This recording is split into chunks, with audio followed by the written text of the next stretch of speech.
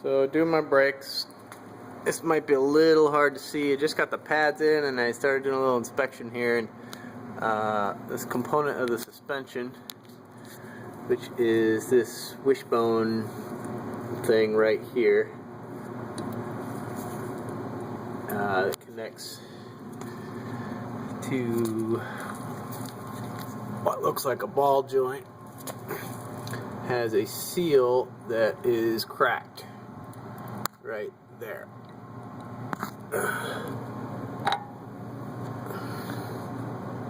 There's a little bit of sand and dirt in there.